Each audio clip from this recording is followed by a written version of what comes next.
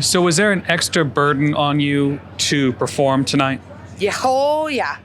Missing weight, in my 14 years as an athlete, I've never missed my mark on that. It was something I miscalculated. Lucky me, I got my special cousin in town today. If you don't know what that means, every other female does. So it's definitely a first time for me to do that. I'm ashamed of myself. The amount of backlash I took from it was just mind blowing, that people are just that mean and cruel over it. But one of my friends said to me, they go, "Hey Jessica, they pay to make weight. That's why they take a part of your show money, right? So the fighting is the fun part. So, they pay us to make weight, and, I missed my mark, and I had to pay her some money, and I'm sorry to her. I'm sorry to all my fans and all the people. It won't happen again. It's not like this is something that, is a continuous problem with me. But yes, I had to, when I got dropped off today, my coach was like, "Jessica, let it go." I couldn't even smile. Everybody was at dinner at my house, and we had all these great things. I had Pink Box Donuts send me stuff, and I felt so ashamed to eat and enjoy myself. It was really embarrassing. Yeah, it's not something I like to do. I don't like to feel shameful in front of the world. Was it your second cousin, or what was the reason on why you missed weight? I'm a female. I have a period. So that was the reason. Yes, that would be my cousin Flo. Right, I understand. So that was the reason. Flo. Jessica, have you heard? Are you going to be able to stay at 25, or might they pressure you to go back to that? No, it's not again. It was one of those things that was really miscalculated. We kind of knew. I mean, a lot of females let's dig into the female body here for a minute, right? We have a period every 4 weeks. When you're dieting heavy, right? A female's body starts to change, so things start to really get messed up. So sometimes it can push your period off, or it can pull it forward. We knew going into this fight by all of our calculations that I was supposed to get it this week, and sure shit I did. And at one point I stopped, my body would not let go of water. It was literally we were sitting there and I was just getting hot, and instead of me sitting there and spending the entire time, and I pushed it as hard as I could, and I talked to Viviani, we talked to her camp, and we said, look, I will sweat everything I have out. I will do everything I can. I'll be as tired as I can going to that scale if it makes you feel better, but I am really trying, and I don't want you to feel like I'm not, and it's not something I'm proud of. It was extremely embarrassing. So again, I don't want it to happen again. I have never missed a weight in my life. I fought at 25 for years. Given what happened, and the way that it happened, was it surprising that some of the criticism and backlash you took came from your colleagues? Who was that? I'm thinking of Sijara Eubanks. Sijara, yeah. Oh, that's a colleague? Yeah. Technically. He's like a fellow fighter. Yeah, fellow fighter. Of someone who has done it multiple times? I mean, that to me is just, that's really just, the most of her, especially? not really, because I could care less. Because unfortunately, she's not a good enough person to get the world to come around her. So she's got to capitalize on someone else's mistake to make them look bad, to make herself look better. What kind of human being are you to do that to somebody else? Why don't you try to be in the support? And you know what? Originally, she was the one who started with me. So, I think there's been some back and forth banter. I just think she's just disrespectful to even the female division in that way. Sometimes things happen, right? We have to go, hey, did something bad happen? Are you okay? Let's make sure, Jess has never done that. But if someone kept doing it, at what point do you say, hey, you keep doing this? It's obviously not a mistake. So I could care less about that, and some other people really came through with support, and I look back and I think of girls like Cynthia and, who had problems, and you guys don't know what goes through our camps. We hide everything from you guys until post-fight to tell you, and tell you at the last minute. So, I mean, it's just our nature, right? It's how fighters are. We're going to keep it as hidden as we can until the last minute and then tell you why things didn't really seem as perfect as they should have been. You won the fight. I mean, can you even enjoy this? We're talking about this instead of, you getting a win as an underdog yet again. Yeah, I think I need to just keep staying the underdog. It's always been something I've really capitalized the most on.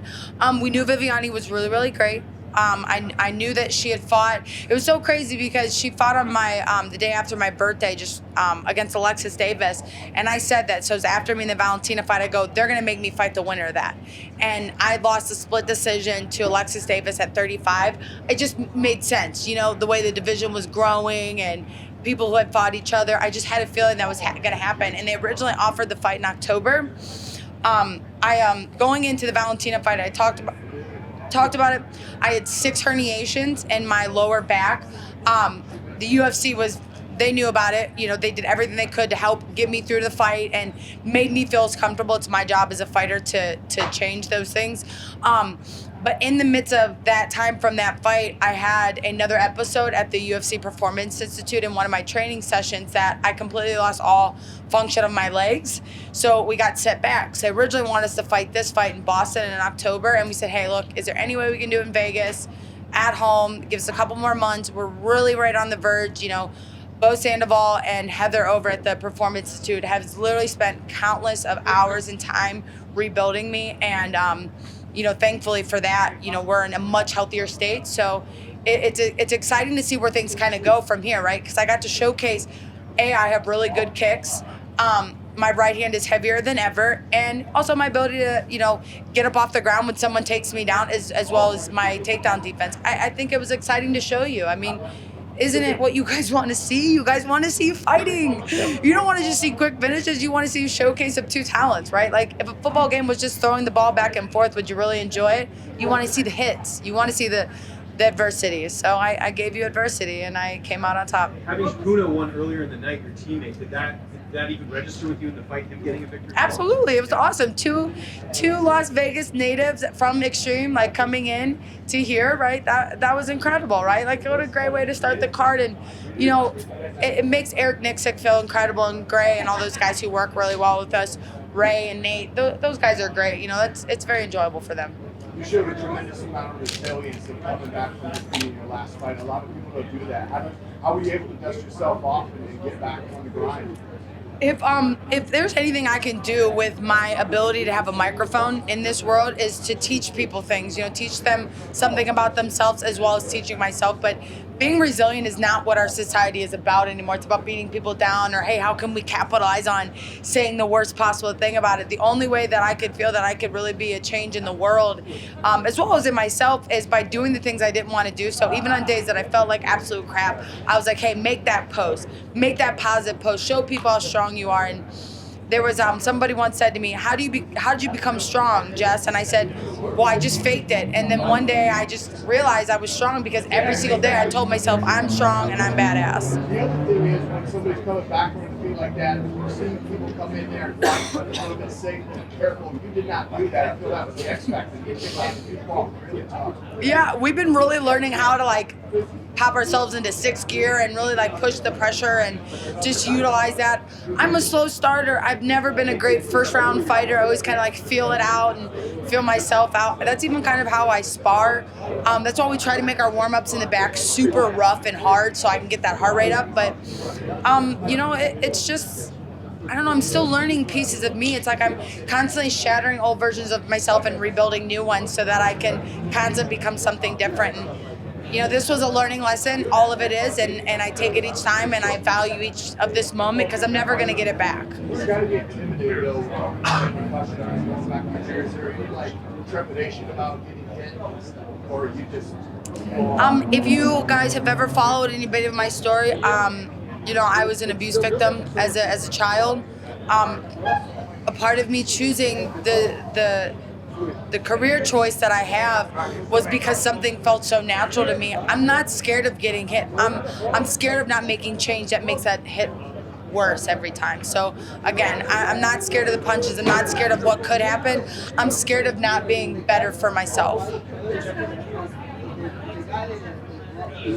So I have herniations from L2 to S1, and L5 is where your nerve runs right down your back. So I have an 18 millimeter herniation. So basically my disc is upside down, right, guys? And I don't know how much you know about that, but an 18 millimeter herniation is absolutely terrible. I mean, it could happen at any moment for me. And going into the Valentina fight that morning, I mean, like I was walking stiff and I just kept trying to tell myself, like, oh, we'll be okay. But yeah, those kinds of things have happened to me and I suffer from it. I was 16 years old when I broke my back when I got in the car accident. It's something I'm always I'm gonna have to keep dealing with my whole life. I thankfully moved to Las Vegas with the Performance Institute that they are on top of it. Like Bo, Sandoval, and Heather, I love you guys. You're the greatest. They really did a great job. Oh my God, no, you're kidding me. It's always there. It's always there. I don't wear high heels very often, and if I do, I got to make sure they're really nice shoes. It's always there. It could happen any moment. I could sneeze, and it'll instantly throw back out. But I'm taking all the precautions I can properly do without surgery. Surgery was offered to me. I know, guys like Cain Velasquez have done it in DC. I'm opting out. I want to save that until it's an absolute must where I don't have to put the physical work in, because surgery, you can't go back from that. I'm a little tight right now. Those kicks, definitely I was sitting down when I came here because I could feel it tightening up a little bit, but it was because, those low kicks, it takes a lot. As much as I'm kicking her, she's putting her body weight back on me too, so it's a little stiff, but a little R&R would probably help and just get back to it. How did Viviani feel in this compared to what you were expecting? How did the fight unfold? She did great. She got me a couple times. She did good. She got me. But she did exactly what we knew she was gonna do. Is that she would gas out. I'd get a couple good hard shots from her, but then she would fall back on that. And I also think that constant low kick really stopped that pressure moving forward. I watched one of my old fights against a girl I fought against, Jennifer Scott, and she was kind of a similar fighter. And the whole fight, I was just chopping her down, and that in my head right before the fight's like, if I chop her down, those punches aren't gonna hurt. You know what I mean? They're not gonna be as heavy. And as the rounds started to go on, I could feel them starting to come back. But she's a tough little thing, man. She was holding on real tight, So we're fighters. We're the best in the world. We're here. Like, there's literally tiny little fractions of differences between each one of us, and that showcased why she's where she is and why she's one of the best, and also why I'm one of the best in the world. And I will have a title around my waist. I will. Listen, I'm always confident in my head, but I don't know what the judges see. So if we look at it like as a football game or like sports, really look at it as a sports, right?